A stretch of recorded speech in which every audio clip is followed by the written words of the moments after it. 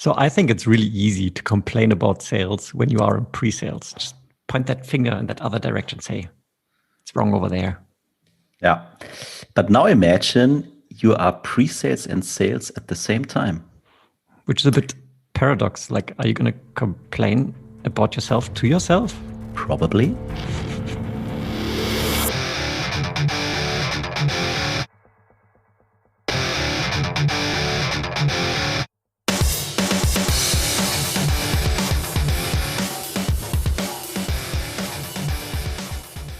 Sales Excellence, your podcast for software B2B sales and pre-sales. My name is Tim, and I'm a solution consultant at Seismic. I'm Jan, a pre-sales leader at SAP. Welcome to a new episode of our show. Indeed. And of course, today we also have a guest again. Today's guest name is Ramsey Helco. Yeah, that's a good start. Hello, Ramsey. Welcome to the show. Helco to you too. Hey, Ramsey. Yeah, and you are indeed the person who can complain about yourself to yourself because you are really in both of the roles at the same time. Yep, I have no one to blame. Yeah, that's why we invited you to really hear it firsthand, if you will.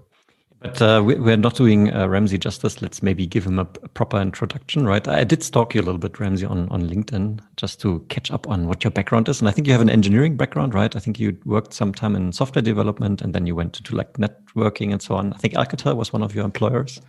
Yeah. And then you went into sort of solution consulting pre-sales a couple of years ago, right? I joined in 2014. I moved into sales engineering in 2014. Right. And I think definitely worthwhile mentioning, as well as you have your own sales engineering podcast. Yeah. What's the name? We, the Sales Engineers. You and I started around the same time, like your podcast separately. I didn't know that you guys existed. And now, 2 years later, I found out about you. So I'm happy to see other podcasts about sales engineering. Yeah, to be honest, I feel like they have been popping left, right, and center for the past few months. There's a lot more than 2.5 years ago. So we're definitely the most creative of all of them because we came up with that idea first. Just going crazy. And I mean, you did much more than we did in the 2.5 years, right? Because you already have 100 and how many episodes? Well, your episode will be episode number 134, and it's coming out next Monday. So that's weekly schedule, right? Yeah, well, I have an advantage over you guys. I didn't for the first 100 or so episodes, I didn't have a co-host, so I didn't really care. I could schedule whenever I wanted, right? I don't have to make sure that 2 people are on the podcast and the customer. So made it easier for me to just schedule stuff. So should we maybe, I mean, Jan and myself, we came up with this extremely funny teaser, but in your current position, you are indeed sort of like a hybrid, right? Where you were obviously working alongside reps in the position of a sales engineer, but now it's a bit different, isn't it? Yes. So I am a hybrid sales engineer. I do all sales, pre-sales, and post-sales support. But I also have other SEs who support me if I'm overworked because, it's a lot of work doing all 3. They do support me in the post-sales capacity mostly, and I'm doing the pre-sales and sales. Okay. And do you complain to yourself about yourself? All the time. I'm never doing enough. I should be calling more customers. I should be preparing more demos. I should be doing more presentations all the time. So I standing in front of your mirror every morning and saying, Ramsey, we need more ACV. No. I just stand on one side of the table as a salesperson and walk over to the other side of the table as the SE and fight. Okay. So you really live these multiple personalities you have inside you. Yeah. And the SE always wins for some reason. I like that one. Hey, we got that new RFP. Let's do it. No. It's not a good fit. Let's do it. We need to do it for the customer. No. It's not a good fit. Okay, SE wins. Yep. I mean, you're joking about it, Jan, right? But the conversation that you're just emulating is typically something that is quite valuable to the business because it requires a negotiation between both parts to agree on something and then commit to do something. Yeah. How do you handle that? I have support system. Like if I am conflicted, I did mention I have other SEs that help them. So I can talk to them and get their point of view to make a decision. And from the sales side, I talk to my director all the time. See what he thinks. Obviously, he's always go after something. So I kind of have to balance that. The beauty of that is I kind of have the last call. Even if the director tells me to do something, I can either push it out. If he tells me to do something, I'm going to have to do it. But the way I do it is my style. And your director is a sales director or pre-sales director? So SEs and salespeople in my team report to the sales director. Okay, got it. And are you sort of like the unicorn in your company that is doing that? Or is that a standard setup because, I don't know, the business model and the product just works like that you can do both? No, I'm the unicorn. I think there might have been at one point one other guy in California who was like that, but I'm the only one on my team, and from everybody I know, I'm the only one who does that. Actually, there's one more person that does that. Okay, and that may be such an obvious question, but why? Why is it like that? I was looking to leave my former company, and this company that I'm with is a direct competitor of that. And the sales director heard a lot of good things about me. And when we met to chat, I told him I want to be an SE. He said he wants someone in sales. And we kind of negotiated a way for me to do both. And for me to stay happy and do the things that I enjoy and do some sales stuff on top of that. That's pretty much it. Yeah, fair enough. And do you get compensated on both? I don't know what other SEs in my company get compensated, but I'm not complaining about how much I'm making. Fair enough. Yeah, that sounds good. And I mean, how is it going in your daily life? So being in both roles at the same time, what are the positives? What are the maybe negatives? It started off tough, right? It started off because I was a sales engineer. I wasn't a salesperson, and I didn't want to go into sales. It took a while for me to change the mindset. And, my sales director, he basically owned the accounts that I was working with. So he was very hands-on, very controlling, and he wanted it to be done in a certain way. But the relationship got better as I took on more sales responsibilities. The negatives about it is you're not focused, right? Like you have the option to prepare for a demo, or you have the option to call a customer. Calling the customer is more important than preparing a demo. And that's always been tough for me. Like, I want to prepare the demo. I don't want to be talking to customers all the time. I am naturally an introvert who worked really hard on, turning on my extroversion a little bit. Mm-hmm. So the downside is the downside of any salesperson. You're not just talking to the purchasing person, like the technical purchaser. You're talking to procurement, lawyers. You're fixing. If they send a PO with the wrong letter on it, you're going to have to come back and tell them, hey, can you redo the PO? It's not always fun. It's a lot of hustle. Right? Whereas I feel that for sales engineering, there's a lot of skill and art to it. So that's the difference that I see. So, Jan and myself, we're always propagating the value of good preparation, right? And I would argue, and maybe your word is a bit different, I would argue that generally sales engineers, they spend a good amount of their time actually concentration, that head down, looking at maybe what the customer has sent you, preparing something, maybe putting a slide deck together, or actually building, configuring the software in preparation of a meeting, which is a substantial amount of what we do as sales engineers, right? And now you say, okay, of course, on the other side, you have your pipeline targets, most likely you have your prospects and so on. So that must leave you quite torn between those two roles. How do you manage that? I try to schedule everything on my calendar. I always see like salespeople work in 10 or 15 minute chunks, whereas SEs work an hour or 2 hour, 3 hour blocks, where the salesperson like, hey, I did a bit of research. This is what this customer wanted in the past. I'm going to call him up and see how is it going. It's going to take 15 minutes. Or I'm calling this customer. I would never talk to him. Let me look at LinkedIn. This is what they do. So it's very quick, very transactional, you can say. Mm-hmm. So in my calendar, I have scheduled planning.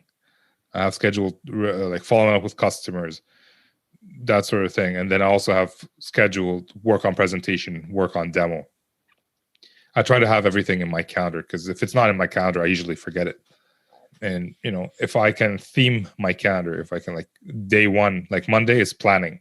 So I'm looking at who am I going to try to schedule calls with, what opportunities I'm working on and what I need to follow up. What issues am I running into and what do I need to solve them? So that's Monday. Tuesday could be more of an SE work type of day where I'm learning something new, I'm working on a demo, or I'm preparing a presentation, and so on and so forth. So you structured a lot. And so if I hear it correctly, you're also really in control. So you're in the position to say, okay, Monday I do planning, I schedule my calls for whatever Wednesday, I do preparation on Tuesday. So you have control to put that structure in place for yourself. I try. It doesn't always work because we do also support the customers if they run into issues. So, and I am the SE. So if a customer calls me up and say, hey, this bad thing is happening right now, and it's my planning block, I can't tell them, sorry, I'm planning. I'm going to have to jump on the call, which is why sometimes I have like scheduled free time on my calendar. And free time, that means like reactive time. In other companies, you would say, hey, call the post-sales guys, but then you realize, oh, that's me as well. Like they can call the post-sales guy. We do have a post-sales team, like support team. But I always feel like it's my job to make sure that the problem is solved because the support team has 17,000 customers. I have 10, 20. And let's say it's my best customer who buys a lot more, I want to make sure they're happy. I want to make sure that support is paying attention to these guys. And that's where we kind of come in and, hustle and follow up with the support team, follow up with the engineering team. I'm not necessarily doing the work myself, but I have to make sure that it's being done by somebody. Yeah, you take responsibility for it. Yeah. I was more kidding about your multiple roles, but that joke didn't came along. It's okay. It must be a German thing. Yeah, I heard Germans are not funny. Sorry. That's 100% true. True. Yeah, I mean, so to taking the serious part from it, so you taking over responsibility and you making sure that the customer is covered, whatever the topic will be. Could be a contract thing, could be a demo thing, could be a support case or whatever. Yeah, so that's mainly because I don't have that many customers. I have a few customers that buy over and over. I don't have new opportunities that are popping up. Like no one's going to be competing with Nokia or Cisco tomorrow. These are my customers. And if they're unhappy, they're not going to buy from me. So I guess it's in my best interest to make sure that they're happy. Agreed. Mm-hmm. So since we are talking about your customers, I mean, if you look at the, let's say, conventional role play between AEs and SEs, you have, of course, the AE, which is often, well, maybe I'm sort of shifting reality slightly, but the preconception of AEs is that they are there to just close the deal, get the revenue in, move to the next thing where they can earn more, right? Yeah. And for that reason, when a stakeholder in the customer environment is having a specific question, maybe a technical question or so, they obviously don't rely on the AE to answer that, not only because they wouldn't be able to answer it from a technical perspective, but also because they know that these guys will put the answer in a way that is favorable.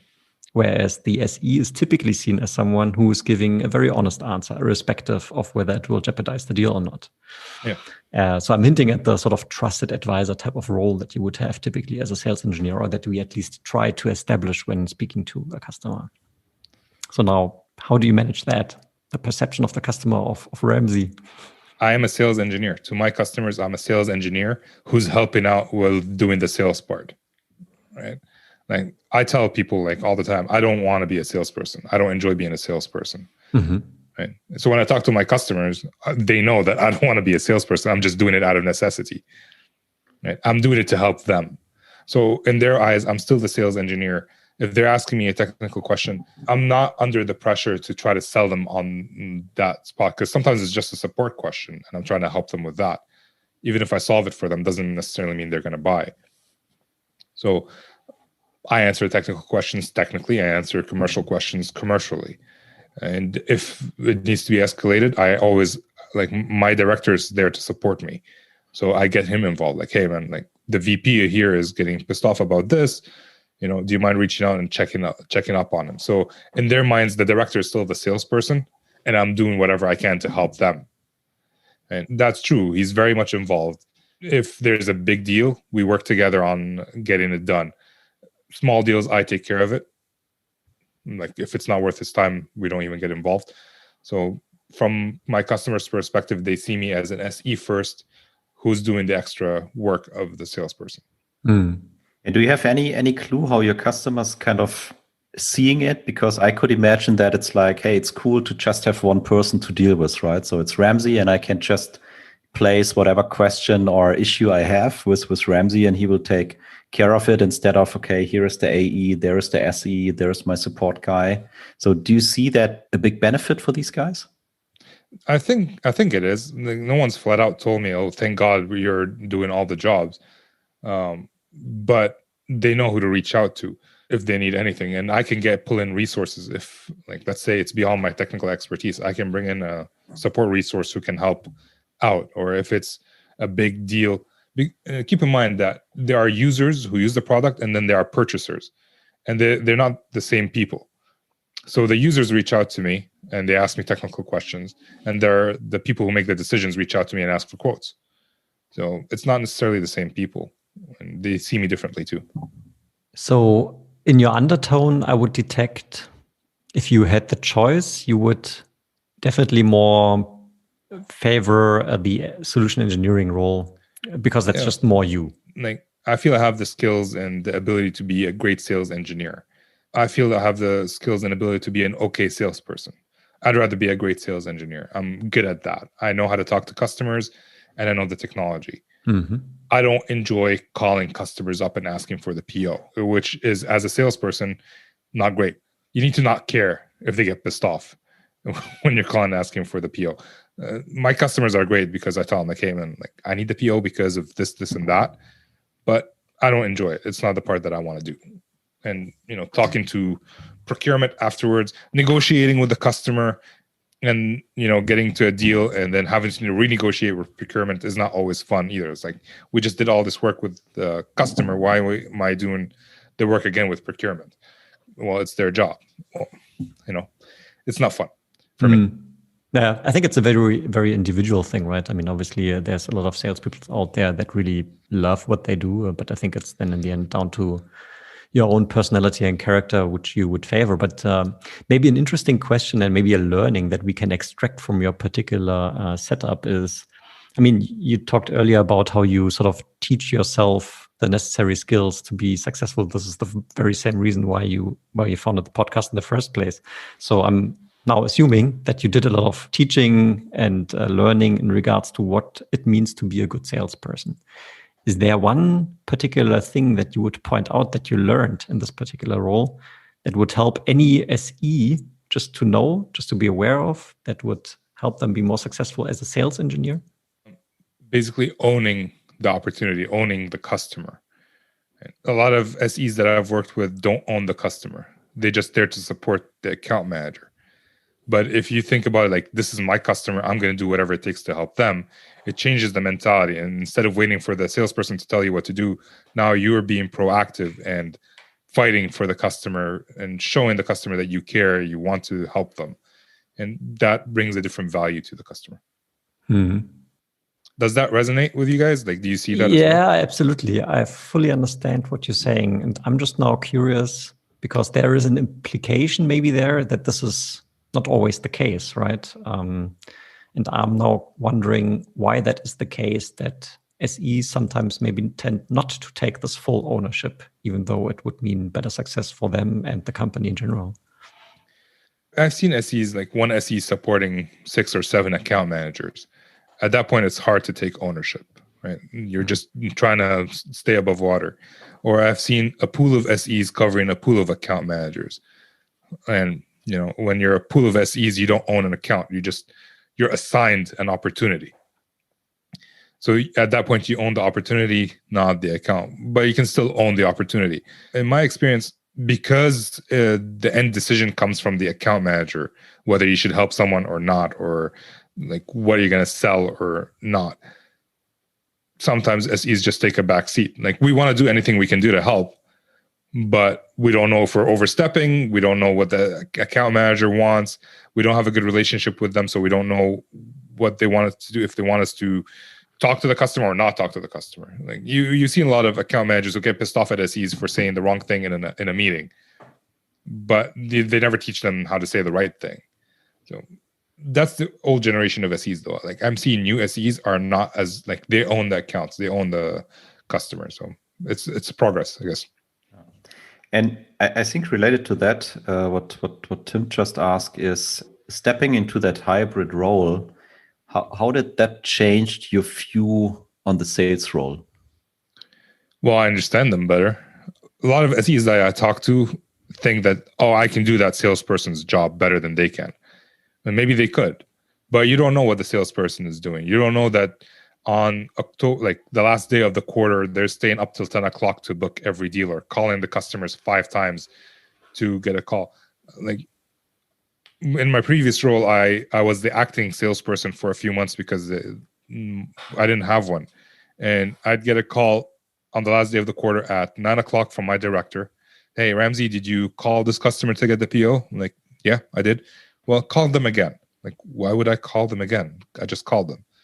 And then at 9:05, I get a call from the VP. Hey, Ramsey, did you call this customer? Yes. Well, call them again. All these things that SEs don't see, they're filtered out. We don't care about. We did our job. You know, we'll do whatever it takes to help, but I'm not getting calls day and night by my director asking me to close a deal or asking me to update the funnel or asking me to, you know, put in my forecast of $10 million, even though I only have $2 million in the funnel, like in the actual funnel. So these are all things that we don't see as SEs. And I'm seeing it firsthand. Still not as much as if I was a full-time salesperson, it'd also be a lot different than being a hybrid SE. Mm-hmm. Yeah. I think we all heard about the dark side. Yeah. You just described. Yeah, I was about to ask about that as well, because the scenario that they're describing, obviously for me as a sales engineer perspective, I'm thinking, well, that's horrible, right? Because you literally just called them. Now your manager's coming, says, please call them again. 5 minutes later, the VP comes, says, please call them again. I don't know whether you called them in between, so the third time or whatever. Is there any merit in doing that? Or is it just managers being managers trying to manage their pipeline, quote unquote? It depends on the manager too, right? Like my current manager doesn't do any of that. But the other two, their commission's on the line too. Their performance is on the line. Like if they don't close, and keep in mind, they have like 17 maybe account managers that they're calling who are not closing the deal as they should or as they said. And it's their performance that's going to be hit, their quota, their commission. Like one salesperson could be hitting 160% of quota and another 3 could be getting like 80%. That means the director did a bad job, right? So they have to be control freaks. Salespeople have to be control freaks in order to get their livelihood. That's how they feed their kids. At least that's how I see it. Mm. And I think one big takeaway from this is also that AEs are typically under much more pressure than we are, right? Yeah, for sure. Like we are under pressure when there's a demo, you know, where there's an RFP, stuff like that. They're under pressure constantly to update the funnels, to make sure that the funnel is healthy, to close deals. Yeah, it's a dark side for a reason. Mm. I actually wrote a love letter to my salesperson. I never sent it to him, but like I was like, hey, thank you for doing all the stuff that I don't want to do, you know? So, but we're not talking about you sending a letter to yourself because you are the salesperson. Well, I only started writing it after I became a hybrid. All right. And I figured out, oh, this is what they go through. Right? But no, it wasn't to myself. Because that would be weird. It wouldn't be that weird. Come on. Who's going to love me as much as I love me? Yeah. I mean, Tim, it wouldn't be weird because, I mean, he is standing on that side of the desk and then on that side and having a conversation. So, I mean, anything can send letters. If you put it like that, makes total sense. And if I put it in the mail, it won't feel like I sent it to myself. It'll be from the postman. Oh, look, here's such a nice letter from Ramsey. I wonder what he wants. Yeah. Exactly. So, I mean, if I listen to you, I would say it's tough, right? It's stressful because you need to cover so much stuff. But I also hear there's a lot of things in for your personal development, right? Because you get a good understanding of the sales side. You can combine the roles. You can be still that trusted advisor for your customer. You can really take ownership and responsibility. Would you rate your hybrid role as a good option to smell into the sales world, if you will? It depends. Like, the fact that I'm a hybrid and I have a way back, like if I don't want to be a salesperson and I can choose to go back to being an SE, I feel like because I always have that option in the back of my mind, I might not fully commit to becoming a salesperson, right? You're familiar, like you land on land and you burn the ships behind you. My ships are still there. I can go back whenever I want. So that kind of is the great thing. But if you want to try it out for a short period of time, just to see if you like it and then make a decision, yes, it's not a bad way to do it. It's a lonely way to do it because I am my SE and my salesperson. So brainstorming is kind of difficult, especially when I don't agree with myself. So that's why, like, if you have other resources, you can use them. You are going to need to talk to, like, just talk ideas out, brainstorm with other people. And so if you have those resources, it might be a good way to do it. Yeah, makes sense to me. And I mean, I have seen also kind of cloud software companies where I would say the software is not, let's say, too complex, right? Yeah. So, and the sales people are also doing the demo because it's easy to consume. But in these cases, I think I see a lot of salespeople hired, right? And often they miss the SE skills from my perspective. So also that kind of setup or role, I guess, could be a good opportunity for a pre-sales person who would like to figure out if a sales role is working for him.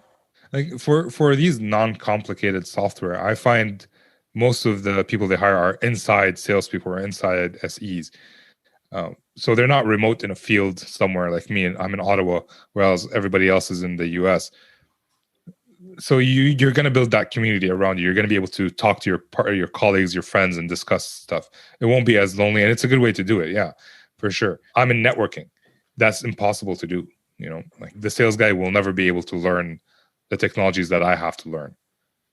Right? So even like as a hybrid, I am lacking in a lot of technology areas that my customers don't buy directly. Like if a customer tells me tomorrow, hey, I need to buy wireless for 5G, I'm like, hold on, I need to get someone to come and work with us. Right? Whereas if they tell me I need IP MPLS, I'm like, sure, let's do it. Right? Fair enough. So here's a statement for you. Every pre-sales person should have sales skills. Yeah. Would you agree? Yeah, I see the SE skills are on a sliding scale. You have the technical part, and then you have the sales part. And SEs should fit somewhere in the middle, but they should have at least the base of each. Right? I'm more on the sales side, so my technical side isn't as good as someone who's really on the technical side. But I'm able to have a conversation with the customer and be able to help them. Right? So, yeah, everybody should have some sales skills. Fair. And here's a second statement. No. Every salesperson should have pre-sales skills. I don't know about that, actually. Every person should be able to lean on an SE. Every salesperson should have an SE to lean on. Hopefully the SE has some sales skills. But yeah, I guess there is overlap all the time between the two skills. The worst thing I've seen is salespeople during a demo are sitting in the back and sending emails. That's not a sales skill or an SE skill, but at least participate in some of the things that the SE is doing. Yeah, what you just described is no skill. Yeah, it's how I've seen it happen multiple times from different salespeople. Not one salesperson, different salespeople. I've seen them do that, and I'm wondering, why are you even here? Yeah, fair question. So on that spectrum that you just described between being very salesy and being very technical, right? And I think that's probably the case for a lot of sales engineers that come sort of from a, just as you, engineering background, maybe computer science, something that is relatively technically deep. And then they sort of get confronted with the idea of now being in sort of sales. And there's the notion of, I think, as Chris White put it in his book, he says, you are not in the problem-solving business anymore. You are now in the convincing business. Yeah. Because it's not about doing an implementation during the pre-sale cycle. No, it's about being able to build the bridges that make your prospect understand how they can come from A to B And that's more convincing as opposed to actually doing the work, which is then obviously coming later during implementation and so on. Well, you can solve, like, there are multiple companies that can solve the same problem. Why would they go with you? That's the convincing. That's where our job comes in. Like, we have to show them that we solve their problem. We have to show them that we solve their problem better than other people, cheaper. We'll save them more time. We'll give them better return on investment. Yeah, so that's the convincing part. Because, I haven't met a company that's the only one that solves a single problem. Even Google has competition. So, yeah, fair enough. And I mean, Jan, in your direction, so what you just said, every salesperson also needs some pre-sales skills. I would definitely argue that it would help in almost any organization for salespeople to have a good understanding of pre-sales best practices, because you always, if you have that team AESC, there will always be a discrepancy in seniority, right? Maybe you work with someone who has been working for a year in solution consulting as an AE, or maybe the other way around. Maybe I'm new as a sales, and there is a guy who has been working pre-sales for 10 years. You can always learn from each other. And I think having an AE who has really a lot of experience in working with pre-sales and has a good understanding of what a good pre-sales person should do can always be a route of inspiration for maybe more junior pre-sellers. So, yeah. 100%. Yeah. And I mean, to me, it's not black and white, right? It's always gray. What Ramsey said, there is a kind of very wide range. And I think at least you need patience, you need understanding, you need good collaboration to get familiar and really build trust within the team and acting as a team, right? And taking over the responsibility as, let's say, as the account team, right, of AE and the pre-sales person. I think that's key. That's the first step. So I think, I know you didn't ask me a question, but I'm going to tell you what I think anyways. We're a team. Between us and the account managers, we're a team. And if the goal is clear and our egos are in check, we should both be working towards that goal. And, if I did something wrong, I want my salesperson to tell me that, hey, you did this wrong. Next time, do it like that. And if they did it wrong, I want to be able to tell them, hey, man, this wasn't the best way to do it. Maybe we could try it this way. And if we both know we're working towards the same goal and both I own the technical customer, I will do whatever it takes to get that done. You're owning that part. And if there's trust and they know I'm going to do my part, like if I'm going to do a demo, it's going to be the best demo ever. And I know that if he's going to close, he's going to work his behind off to actually close. And if we can get there, our lives will be so much easier and there'll be less stress because we're not fighting with each other as much. Love it. I also love it. And that would be the perfect kind of point to finish. But I have one more question, as always. Don't you dare, Jan. Yeah, I mean, we can delete it afterwards if you don't like it. We're going to delete you. Yeah, fair enough. I can accept that. I'm really curious about the question now. It's like you're teasing me for too long. There's too much buildup. It better be a good question. Always coming back. So my question is basically, if you look at all the kind of responsibilities you have in your sales role, right? And thinking back in time when you started until today. So is there kind of one part or one activity where you would say, hey, that one was the most challenging, like negotiation? I can't think of a single thing. For me, negotiation is easy. Then that could be wrong because I'm not afraid to lose a deal, which might not be the best way to do things. It's just managing all the different items and tasks that I have to do and tickets that are coming up and questions that are coming up. I think that's the hardest part for me. It's just making sure nothing slips through the cracks, because there's nothing that feels worse than a customer sending me, hey, Ramsey, I asked you this question 3 days ago. Where's the answer? It's a simple thing that I hate. I don't mind negotiation. I don't mind procurement. I don't mind demos. I don't mind cold calling. That part I mind. That part I hate. Does that answer your question?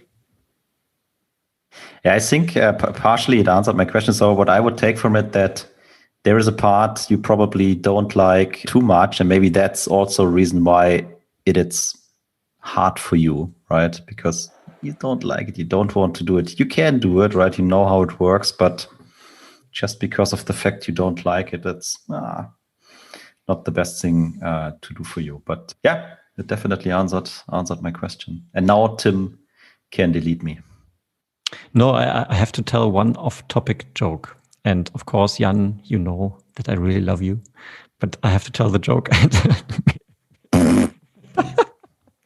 So, okay, imagine this, right? So there's a guy in a boat, huge boat, many people on the boat, and of course they crash against some rock or whatever, and they start to sink. And now this guy is logging an emergency call. And on the shore, there's a German guy, and this guy is called Jan, and he's picking up the emergency call. And the guy in the boat says, "Help, guys, we are sinking, we are sinking." And Jan picks up the phone and says, "Oh, what are you thinking about?"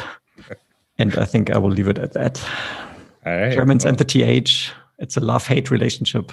You can leave it in, right? The good thing for me is normally everyone understands what I'm talking about, but that kind of English language piece and especially the TH is something my girlfriend is telling me all the time, and I'm thankful for it, as always, right? When you really try, you can do it. I'm so proud of you, Jan. Yeah, you know. But it's maybe the TH is like cold calling for Ramsey. Indeed. This is how it feels for me, I guess. Awesome. Ramsey, any famous last words? It was a pleasure having you here, but anything else that you would like to sort of shout out? No. Thanks, guys, for letting me come on and ramble on for a bit. This was fun. I like what you guys do. Yeah, that's pretty much it. Thanks, everybody, for listening, too. And with that, this is Ramsey. No, never mind. That's not my show.